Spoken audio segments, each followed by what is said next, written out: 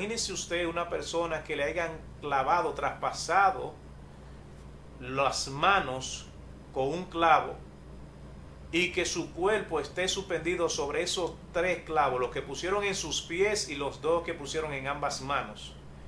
Ese cuerpo, como iba a estar ahí arriba de gonzado, como nosotros decimos vulgarmente, y el dolor agonizante que podía provocar. Pero, ¿qué tiempo podía durar una persona en esta condición para poder morir? La historia registra que una persona que era crucificado podía durar hasta 7 días agonizando antes de morir, en otra palabra, de una manera cruel y dolorosa. Eso pasaba con una persona que fuera crucificada. En otra palabra, la crucifixión, el símbolo de la cruz, para los judíos y en aquel entonces para los mismos romanos, significaba maldición, porque era un método muy cruel para darle muerte a una persona que era sentenciada a muerte. No tenía una muerte rápida, sino una muerte lenta y agónica. Es algo muy triste y doloroso. Bendecido y alabado sea el Señor.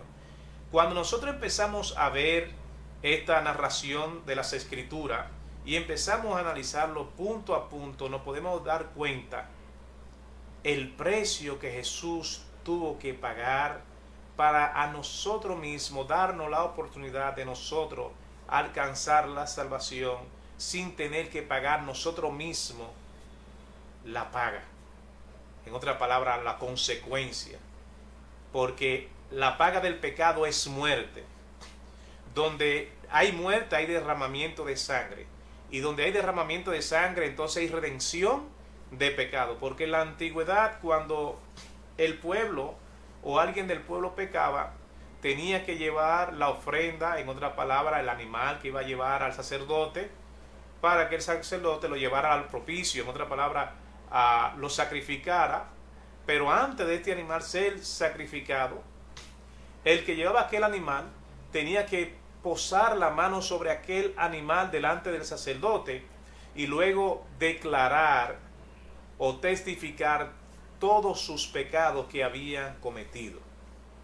Inmediatamente él posaba la mano sobre el animal y testificaba, confesaba sus pecados de la persona pasaba directamente al animal, y como el animal ya era que cargaba con la culpa simbólicamente, entonces tenía que ser sacrificado, en otras palabras, su sangre de ser derramada por culpa del pecado que usted y yo cometimos.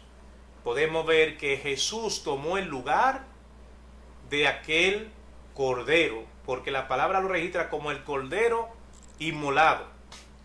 Él sobre sí llevó toda nuestra culpa y toda nuestra dolencia, todos nuestros pecados a la cruz del Calvario. Y allí su sangre fue derramada para salvarnos a todos y cada uno de nosotros.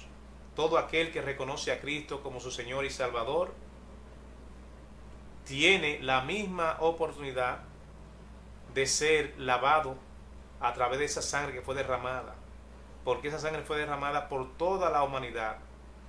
Como dice Juan 3:16, que de tal manera amó Dios al mundo que envió a su Hijo unigénito para que todo aquel que en Él cree no se pierda, mas tenga vida eterna. Porque a través de la sangre de Cristo es que hay redención. Si no hay sangre, no hay redención, no hay paga. Amén. Podemos ver que aquel hombre llamado Simón de Cirene, por el simple hecho de, en contra de su voluntad, ayudar a Jesús con aquel madero hasta llegar allí a Golgotá, amén, en lugar de la calavera. Si nos vamos más adelante, podemos encontrar qué sucedió con Simón de Cirene, que aún en contra de su voluntad haciendo esto, Dios lo tomó en cuenta. Dios lo bendijo a él, y no solo a él, sino a toda su casa.